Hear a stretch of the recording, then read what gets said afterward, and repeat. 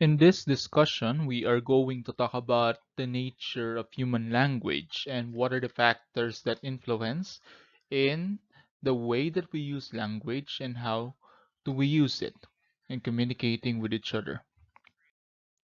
First, let's take a look at the nature of the human language for us to be able to appreciate more about the characteristics of the human language and what makes it unique. So first and foremost, let us define human language. So the human language is a communication system specific to Homo sapiens. It is open and symbolic. It has rules of grammar and it allows its users to express abstract and distant ideas. So let's divide the definition into shorter. Okay, let's look at the meanings of the different words or characteristics of language, and let's look at them one by one. First is that language is open and symbolic, which means that if language is open, it means that language evolves. Okay, language changes, it is fluid. We can see that that we can create new words and replace old words. We can create new variations of words. We can come up with new words that are not present in the language before. Okay, and then eventually they get added into our vocabulary and eventually to the dictionary. Okay, and language is symbolic because it symbolizes different things, events, feelings, thoughts, emotions. Okay, such as say, for example, back then we do not know how to describe what we feel, but along the way, as we grow older, we learn what is the meaning of happy. We learn the meaning of disappointed. When I was younger, I don't know what is the definition of headache. I just know that my head hurts, but I don't know how to express it. So it's important to learn language because it symbolizes something. It allows you to explain or to verbalize what you feel so that other people will be able to understand what you're trying to say. The next characteristic of language is that it has grammar, or the entire set of rules for combining symbols and sounds to speak and write a particular language in a way that it makes sense. Okay? So, in the absence of grammar, it would be hard for us to speak coherently and to express our ideas in a way that it will be understood. Okay? And the structure of a sentence may vary as well from culture to culture, going back to the open characteristic of language. Okay, and some cultures may adapt the structure of subject, verb, and object. Okay, while some may adapt subject first, followed by the object, and then the verb will be at the last part. Okay, so it differs depending on the culture. Okay, which structure do they follow? Okay, the next characteristic of language is that language is arbitrary. Okay, so going back to related to its to the open, okay, being language is open, okay. If language is arbitrary, it means that the meaning of the word or the word that may symbolize the different concepts that we know may change from culture to culture. Okay, so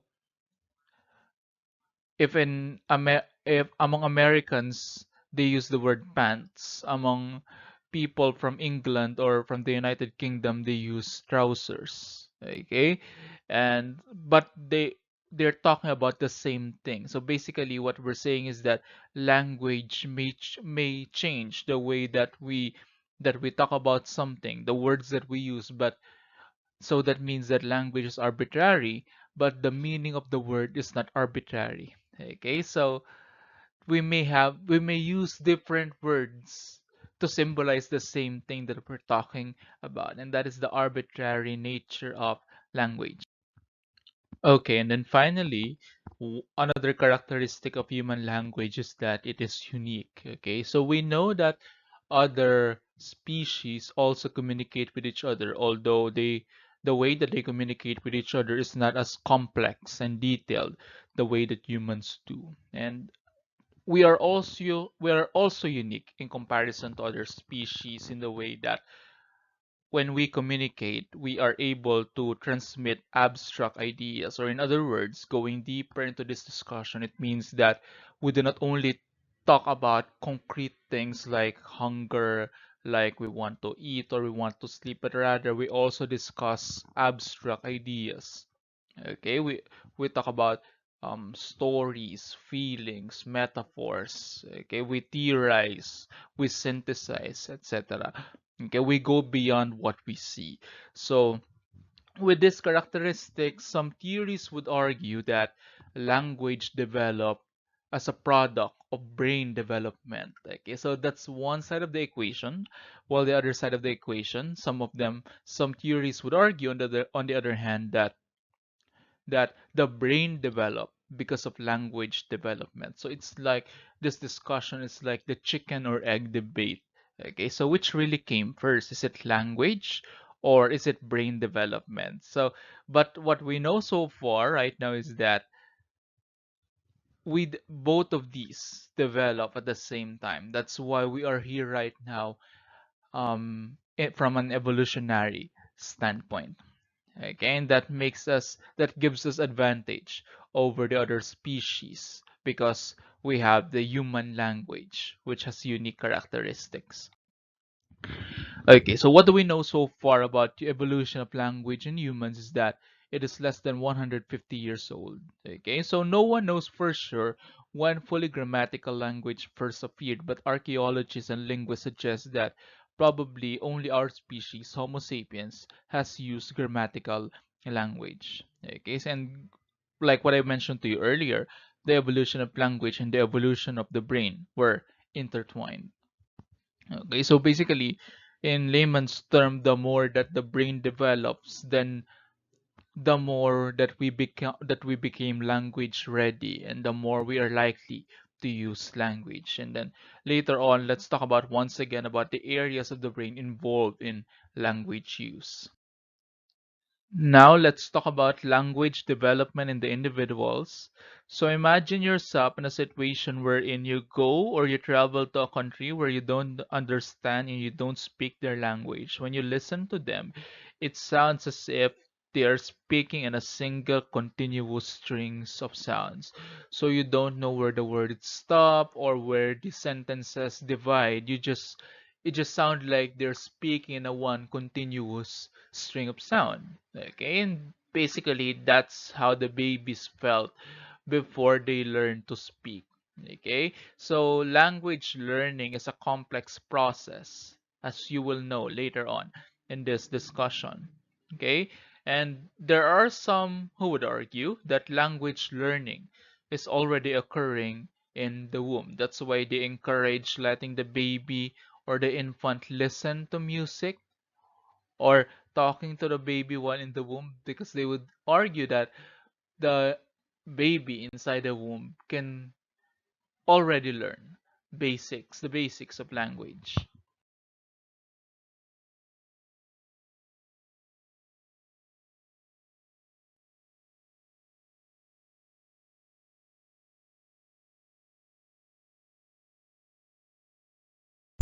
before you learn how to speak or to produce speech.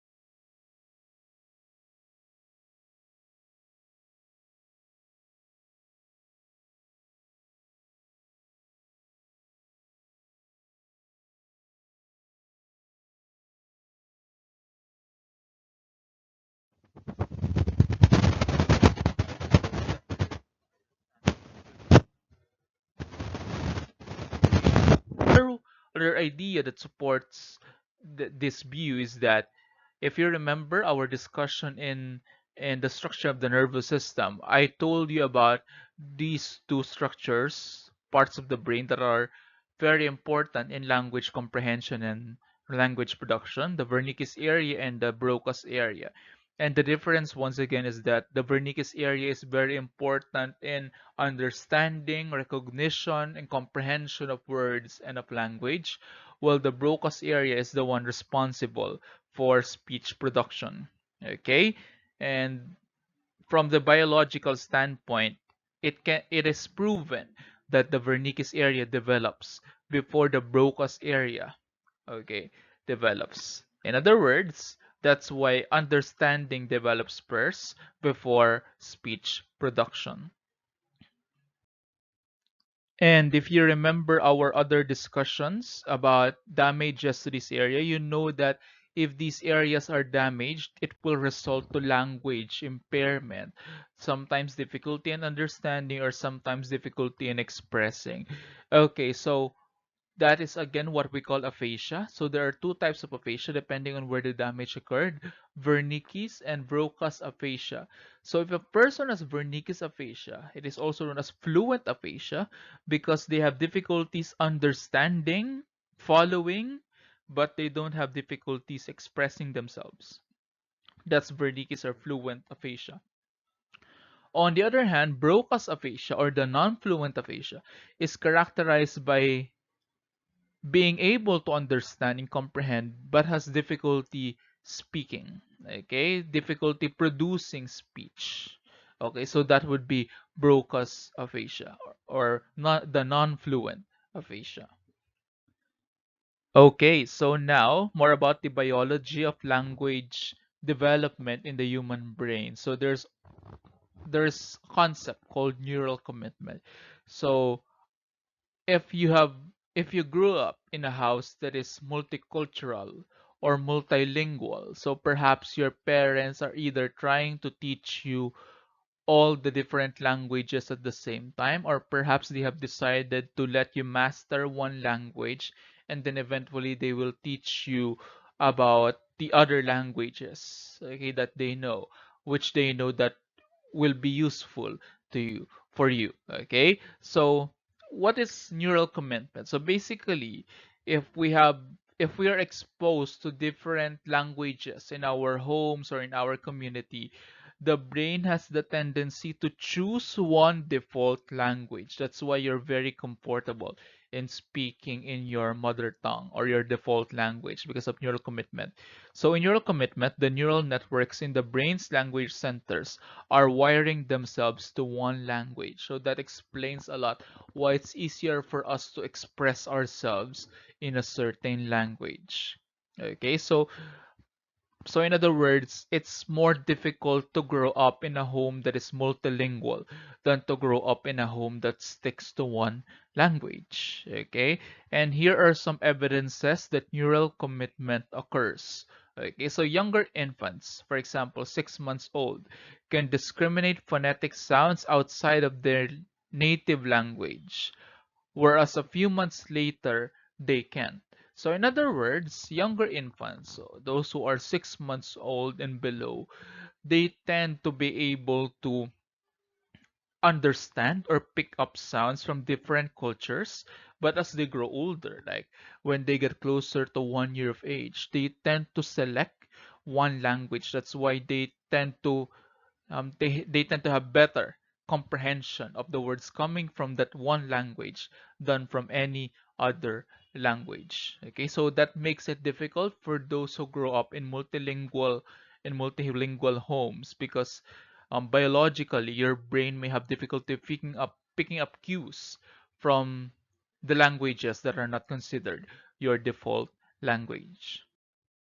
Okay, so this time let's talk about the specific stages of language development and the developmental milestones of language development. So the first milestone is achieved during the first 6 months of life, and this is called cooing. So when you are cooing, you have the tendency to utter vowel sounds. Okay, so that's the other sound that you make other than crying.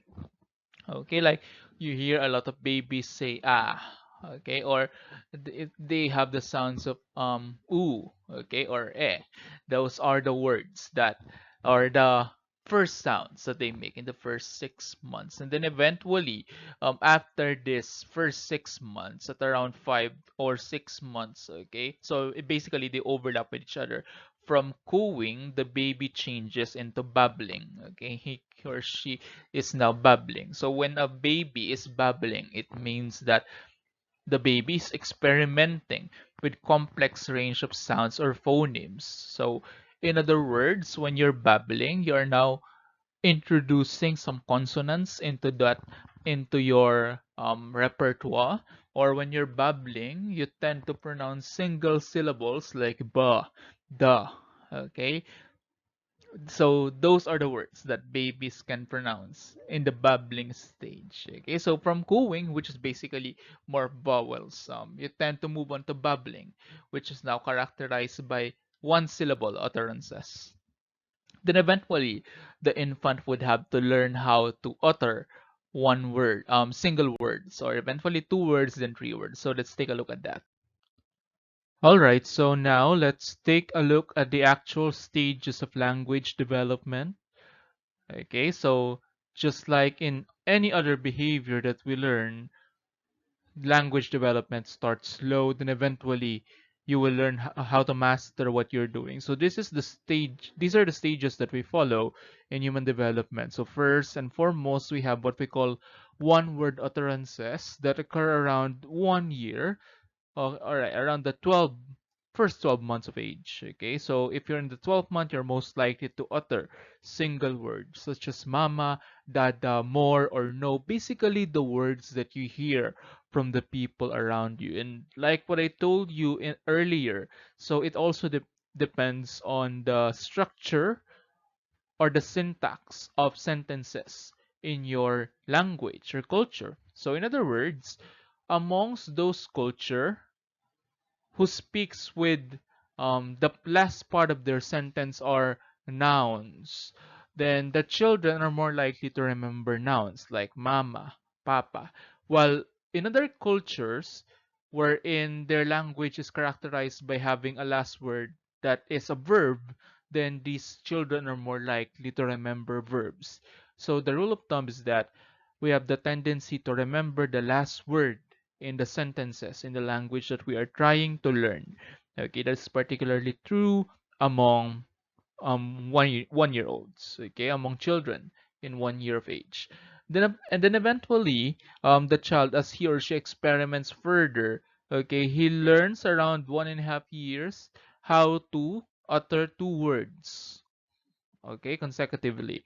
Like they might say things like my ball, mowawa, which means more water, or go away, which actually means go away.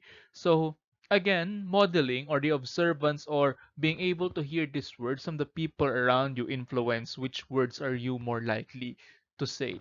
And linguists stated that at this stage, parents are more likely to be the interpreters of their children to other people, because if a child says mowawa, then strangers will not be aware what wawa means. So the parent will clarify that, oh, he or she is asking for water. Okay, so basically the exposure, the closeness of the parents to the children play a huge role in this. Okay, and being able to understand social cues from their children. And then the next one would be the sentence phase. So eventually, with more experimentation, children are more likely to create coherent sentences, but they are they may be grammatically correct or not, but of course it is less grammatically correct compared to the sentences um, pronounced by adults. Okay, so that usually happens around 2.5 years to 3 years of age. So that's where it begins. Then after that, learning of a language is exponential in a sense that you get to learn more as time goes by. Okay, and we need to take into account the other factors that may come into play, such as the number of languages being spoken in one's home, which can make it more difficult for a child to stick to one language or to choose his or her default language. Okay. All right, so now let's take a look at this illustration here. So basically, this is the visualization of what I'm speaking about earlier. So learning is basically exponential. It starts slow between 0 to 3 years of age. Then after that, that's where you are more likely to learn more after the third year of life. Okay, so at age 1, when the child's brain is less than 50% of its adult size, you're more like you're stick on babbling, saying a few words. Then by age 3, the size of your brain is around 75 to 80% of its adult size.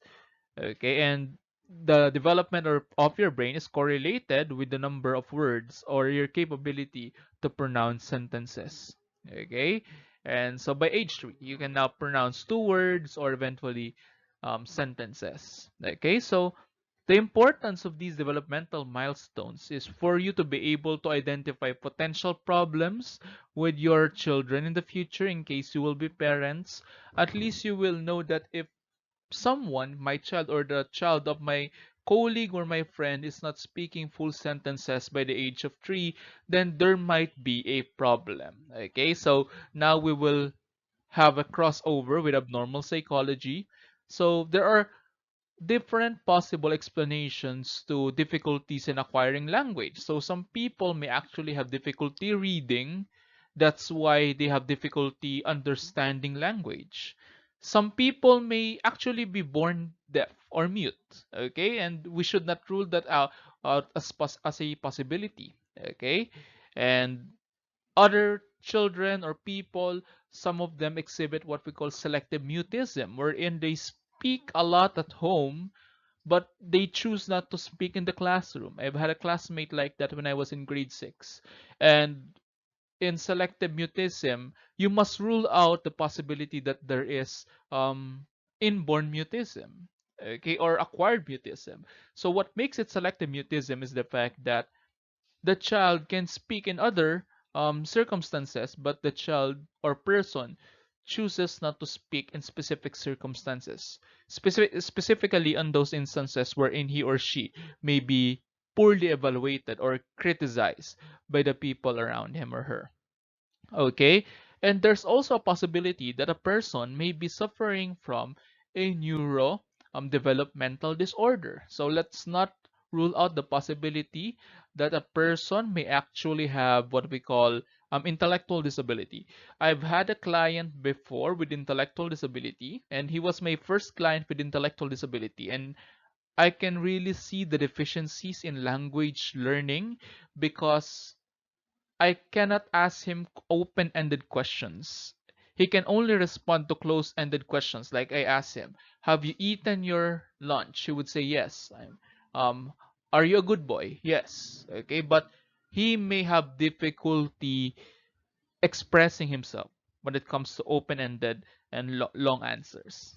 Okay, so that's one of the areas of deficits among people with intellectual disability. Of course, their profiles may differ from person to person. That's why assessment is really necessary. Okay, so there are instances wherein a person with intellectual disability may acquire language, but not to the extent that a normal person would. So, let us try our best to educate a person with the intellectual disability so that his or her capacity can be maximized. Okay, and then other than that, do not rule out the possibility of autism.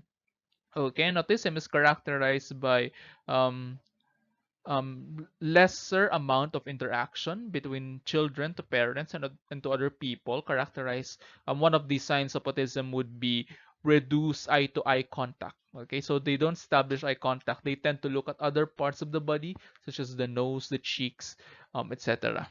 Okay, so there's a possibility of autism, and autism is, according to literature, is observable around the age of 3. Okay, but if autism is worse, it may be observable at an earlier age, such as 2 or sometimes 1 year of age. Okay, and so those are the possible explanations why a person may seem to have difficulties in using language. So you need to think about it carefully and do not diagnose them because of just what you heard from this lecture.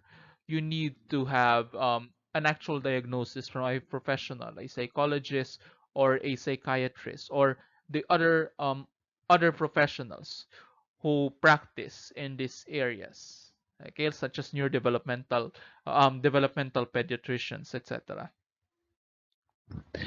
Okay, then like what I told you earlier, after the age of 3, that the acquisition of language tend to be exponential because we have what we call a sensitivity period, wherein if children are not exposed to any human language before a certain age, their capability to their ability to understand language may never fully develop. And the sensitivity period is the first 12 years of life.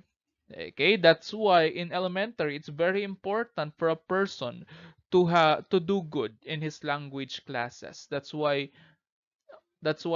in the Filipino setting, the Department of Education has recently implemented the K to 12, wherein if Filipino is not your first language, it's okay because you need to master your mother tongue first or your first language first before you study other languages. That is more important. It is encouraged that you understand concepts using your own language and not just rely on English. Okay? So, in order for us to be engaged in or to be engaged in learning language or to learn language and to maximize our ability to do so, we need stimulation from others. So that can be our teachers, that can be our parents, and they will encourage us to learn language, such as, for example, allowing you to watch TV shows that help with your pronunciation or help with your singing, with your alphabet, etc. Okay, and so we need stimulation from others and we need it while we are young. Okay, and believe me when I tell you this, right now I'm trying to learn another language and I can tell you that it really is a challenge because I'm no longer 12 years old and below. Okay, so that's the importance of growing in a certain culture, that it allows you to understand and incorporate language much easily, compared to trying to learn a language in your adult life. Okay, so in other words, learning a language in your 20s, 30s, etc. may be more challenging than learning a language in your first 12 years of life. So future parents maximize the first 12 years of life when it comes to teaching your children. That's why I'm surprised with children nowadays that they're so good with speaking British English, primarily because they're watching a lot of Peppa Pig in YouTube and etc. So they got exposed early. That's why their capabilities are like that. All right, there you go. So now let's take a look at theories of language. So from an evolutionary and biological perspective, um, humans, unless there are some sort of disease or deficit, are meant to learn or to speak language. Okay, so including those who are born deaf, because sign language is every bit as complex and communicative as spoken language. So we must actualize this potential to understand language and use it. All right, so this time let's take a look at the different perspectives of language development. First, let's take a look at sociocultural theories. So basically, in general, this theory is telling us that we learn language from the people around us, and there are various sociocultural factors that we must consider. First is that we must consider culture. So in your culture, in your country, what do you give importance to? Is it the English language or is it your own language? Okay, and there are, of course, more issues about culture that we can include that there. Now, next, we should also take a look at socioeconomic status, wherein we know that if you are from a family that is well off, then you are more likely to afford better education and more likely to do well in schooling. Okay, and then next we also have birth order. Okay, so perhaps parents may pay attention to the development of, let's say, the oldest child and forget the youngest child, and the other way around. Okay, so it matters as well because with the oldest child, it's their first time to do parenting, and then with the second child, other children, then they're more likely to possess the necessary skills for them to raise a child. Okay, so it differs as well in how they affect language development, and of course schooling and peers. Okay, so your immediate environment, your family and your peers. So basically, it help us grow our vocabulary. Okay, what words do you give importance to? So as you know it, if you're exposed to peers that are studious, consensuous, then you're more likely to incorporate their learnings as well. Then learning will occur faster. But if you're exposed to peers who are, they engage in more cursing, they use bad words, they use profane language, then you're more likely to model those behaviors as well. And of course, television, that's why there are a lot of kids show that encourage speaking, singing, etc. And lastly, parenting. So so basically, how the socioeconomic status affects the development of language. So look at this. Children from professional families heard an average of 2,153 words per hour, while from the working class, there are around 1,251 words per hour, while 616 for unemployed families. Okay, so you can see how socioeconomic factors affect the number of words we can hear from our parents. That's why this has a lot to do with our vocabulary. Like how many words are in our own vocabulary. And then so these children from professional families also heard more encouragement words than discouragement words. So in other words, um, children from professional families or the parents from professional families are more likely to encourage development. Okay, that's why we can see that in the graph here that at first the differences are not that obvious, but along the way it interacts. Okay, the type of family interact with other variables. That's why families from higher SES tend to learn more words, or children from higher SES families tend to learn more words, okay, than those in lower SES families. Okay, so much of what we learn, okay, comes from imitating family members, and one proof that we do imitate family members is the fact that newborns as young as 50 minutes old stick out their tongues or open their mouths when they see an adult do so. So imagine how much imitation can impact learning. Okay, if you learn how to imitate as early as 50 minutes old. Okay, so also, adults engage in what we call child-directed speech. So adults do many things to encourage imitations. Okay, so when adults speak to children, you can hear that there are some changes in the way that they speak, that they may speak in higher pitch. They change their voice volume. They may be softer or louder depending on the situation, and they use simpler sentences. And this child-directed speech is really responsible. It has a lot to do with how encouraged the children are when it comes to learning language and thinking that learning is fun. Okay, that's why children enjoy the kids show over adult show, particularly because cartoons tend to use simpler sentences that are easily comprehensible, that will not discourage learning or make them think that learning is an effortful experience which will discourage them along the way.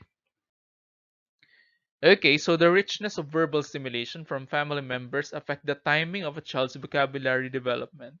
Okay, that's why we can see some parents that that encourage their child to speak at a very young age. Okay, so children of verbally responsive mothers reach 50 vocabulary words milestone a full for a full of 5 months. Okay, so if parents are more responsive to the needs of their children, they're more likely to speak and talk to them as well.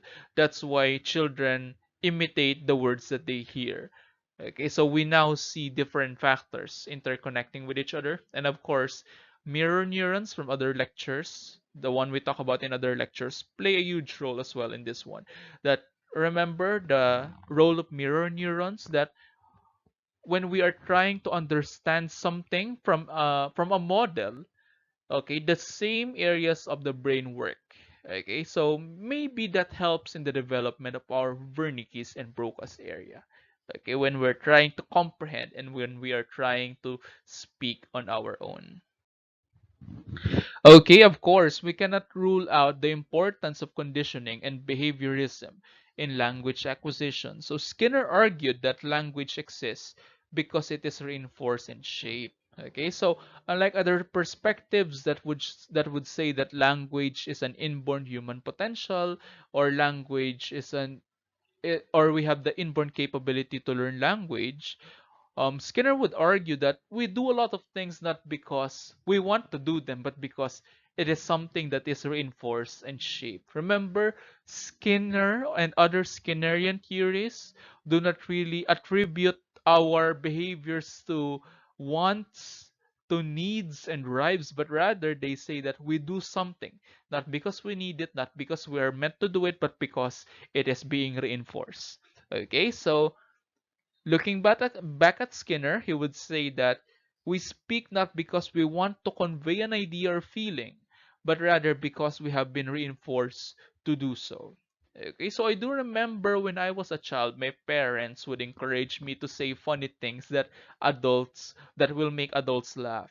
So basically, those I tend to, incorporate those things even when I grew older, and you know, that makes me engage in behavior that will make adults laugh. Okay, and Skinner would say that you're doing that not because you want to do it, but because your parents have reinforced those behaviors when you're younger. So basically, that's his perspective. So in simpler terms, parents smile when they hear their children say words such as mama or papa. Okay. So Skinner would argue that you say mama not because you want to call your mom, but because it is reinforced. So basically that is his perspective. Okay, that saying words is a rewarding experience for human beings. All right. So next, let's talk about the nativist theory. So the perspective of the nativist theory is that if reinforcement or behaviorism is correct, then what would be the explanation for the words that we say, although they haven't been rewarded? Okay, so let's take a look at another perspective here, which is the nativist perspective. So they say that language development is shaped by parental responses. Like when we say, oh, that's a giraffe, then the parents would say that, yes, that's right, it's a giraffe. Okay, Garfield is a cat, then the parents would say that Garfield is a cat. So basically, you might be confused that this is similar to reinforcement, right? Just the same with what you said earlier. But here's the difference. Okay, reinforcement is not present in all aspects of learning language, such as grammar rules. So there's a tendency for us to learn on our own, even without reinforcement, because we know how to experiment, okay, with words. Okay, so still, children can learn grammar easily because they generalize the rules that have been reinforced. Okay, so basically, we do not just learn because of reinforcement, we also generalize, okay, what have been reinforced. That's why children have the tendency to say run instead of ran, because speaking in past tense before with ed has been rewarded. That's why they generalized the rule to run. Okay, that's why they said run. But this is not something that would be reinforced. Okay, so that's the nativist perspective. So what does it specifically say? Let's take a look at that in the next slide. Okay, so the nativist view of language is that we discover language rather than learn it. Okay, language development is inborn. So as an inborn capability, all humans have what we call language acquisition device. So that's not an actual device that is on our body, but just a term for it. So it's an innate biologically based capacity to acquire language. Okay, so it's one of our biological potentialities that we can actualize as human beings. Okay, so it's not really something that we learn, but something that we discovered. We discovered that we have the capability to use language. So that's the nativist view. Okay, so now let's integrate the theories and look at the nature and nurture of language learning. So research would say that grammar is more innate because we tend to experiment with grammar, subject verb agreement, etc., and we learn on our own, while vocabulary is environmental. So it depends who are your peers and who is in your immediate surrounding. Okay, they do a lot when it comes to vocabulary development. Okay, so between the ages of 5 and 11 years, the brain regions associated with language increase in activity during language processing. And that's the biological side of what I said earlier, which is the sensitivity period, which is the first 12 years of life. Now, the question here is that if we have similarities with other species, then why is it that they don't speak language? Okay, the only way humans can teach apes to communicate is with the use of non-vocal sign language. So bonobos and chimps, however, okay, they do not have, unlike humans, they do not have a vocal apparatus that allows them to speak. Okay, that's why there are some studies which were conducted wherein they taught monkeys, okay, bonobos and chimps how to communicate using sign language. And let's take a look at the results of that study. Okay, so in this study, they involve Matata, okay, an adult, okay. Then linguist Sue Savage Rumbaugh was the one in charge of teaching Matata, okay, and she taught sign language to her, okay. But there was limited success in what she was trying to accomplish. Kanzi, the son of Matata, was present during these training sessions, but was not formally taught any signs. Okay, so he was just observing. So the researcher discovered that Kanzi has been paying attention to the learning sessions, and he learned language more quickly compared to Matata. So basically, even though Miss Savage Rumbo had limited success dealing with Matata, the younger Kanzi, okay, was more successful in learning language. So maybe that's the counterpart of the sensitivity period with in other species. Okay, so this is basically one example that younger is better when it comes to learning. Okay, that's why there's a saying that says old dogs have difficulty or can't learn new tricks. Okay, now we will have more of that when we get to intelligence. Okay, so what they did is that they compared Kansi to a 2.5-year-old human, and basically they have similar what do you call this similar competencies when it comes to language acquisition, only that Kanzi was more of what's the sign language competent, while the human is while the human speaks in normal or human language. So basically, that is it for our discussion on language. And we learned that language has a lot to do with our intelligence and with brain development. And in one of our next topics, we are going to talk about the topic of intelligence and how it is measured. Okay, so I hope in this discussion you were able to appreciate, okay, the importance of language and what makes human language unique, and how did we learn language, although we did not pay full attention to this learning process when we were younger. So that's it. Thank you.